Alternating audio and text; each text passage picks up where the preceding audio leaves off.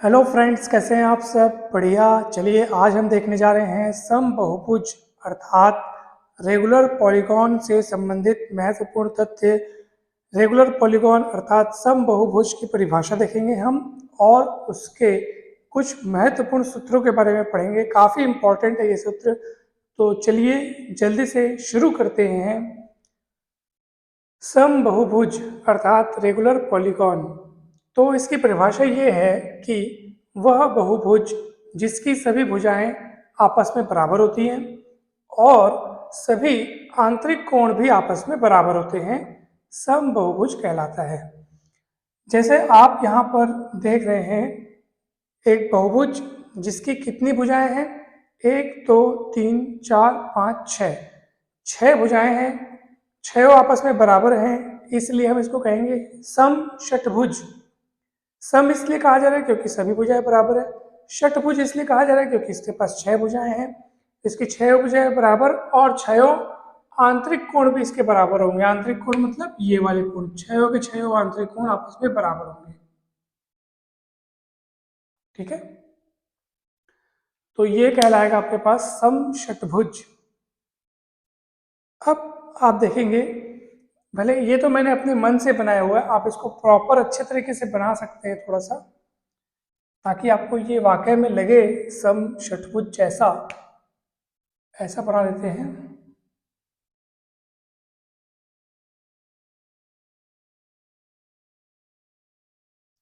ठीक है,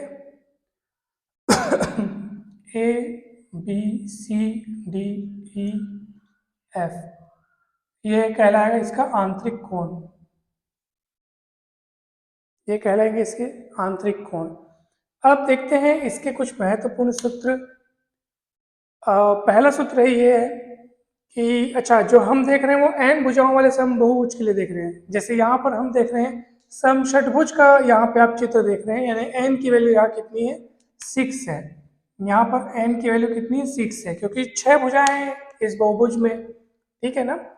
तो अंतः कोणों का योग कितना होता है? सूत्र उसका n-2 गुणित 180। अगर हम समषटभुज की बात करें तो क्योंकि यहाँ n का मान 6 होता है, तो अगर आप इसके अंतः कोणों का योग जानना चाहें तो यहाँ इस सूत्र में n के स्थान पर आप 6 रख के देख सकते हैं। चलिए तो रखिए 6, तो 6 - 2 कितना हो जाएगा? 4। 4 गुणित 180 बोलने का मतलब ये हो गया 720। 18 चौक 72 होता है ना? तो समषटभुज के सभी अंतः कोणों का योग कितना हो जाएगा? 720 अंश। आइए, प्रत्येक अंतः कोण का मान आपको यहां से मिल जाएगा n। ये देखो, इसी में n का डिवाइड किए। अब ये क्या है? सभी अंतः कोणों का योग। अगर आप उसमें अंतः कोणों के योग में से, अंतः कोणों के योग में अगर आप कोणों की संख्या का भाग दे दें, ठीक है ना, तो आपको प्रत्येक अंतः कोण का मान पता चल जाएगा।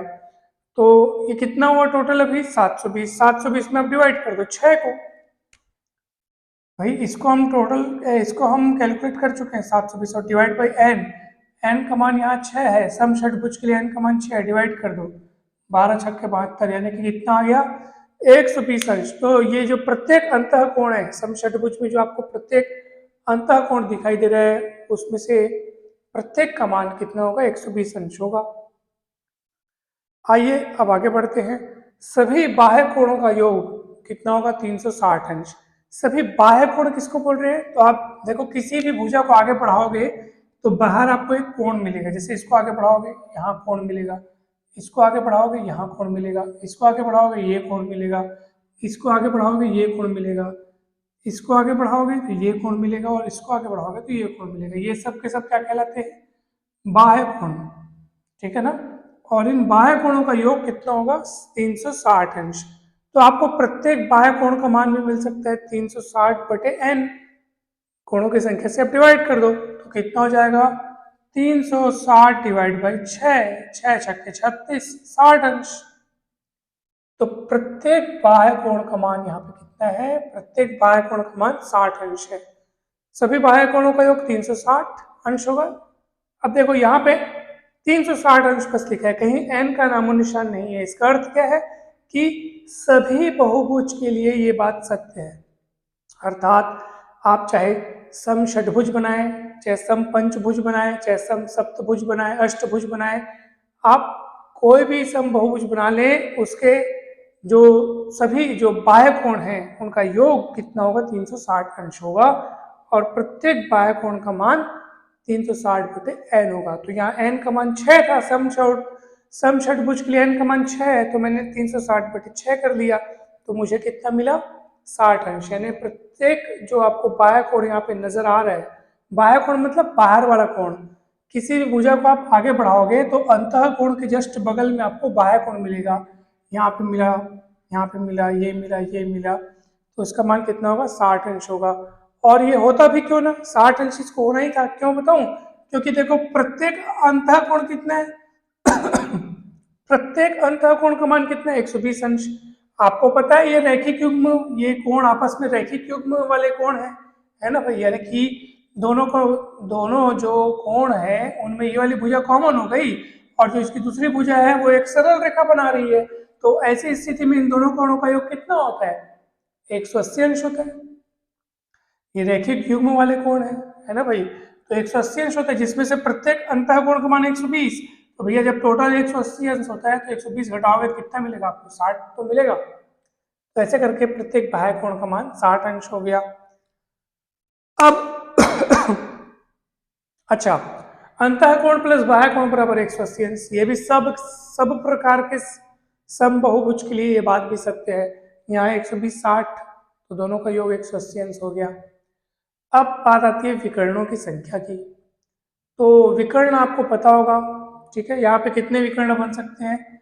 विकर्ण मतलब क्या होता है, आप देखो ना, शीर्षों को आप मिला दो सामने से, इसको जस्ट बाजू से तो नहीं मिला सकते, क्योंकि बाजू से मिलाएंगे तो एक भुजा बन गया, इसको इससे मिला सकते हैं, इसको इससे मिला सकते हैं, इसको इससे मिला सकते हैं, ठीक है।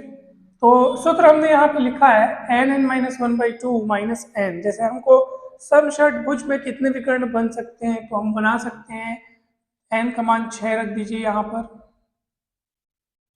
तो 6 पंचम 30/2 यानी 15, ठीक है, 9 विकर्ण बन सकते हैं। और ये देखो 1 2 3, इसके भी 1 2 3, ठीक है ना, फिर इसके बन जाएंगे 1 2, ये इससे जुड़ चुका है, इसके बन जाएंगे ये ऐसे, तो टोटल कितने विकर्ण बन सकते हैं, 9 विकर्ण बन सकते हैं। ये भी तीनों से जुड़ गया, इससे जुड़ गया, इससे जुड़ गया, इससे जुड़ गया, है ना भाई, टोटल 9 विकर्ण बन सकते हैं, यहाँ पे आप देख लो। तो ये कुछ सूत्र महत्वपूर्ण थे जो सम बहुभुज से रिलेटेड थे।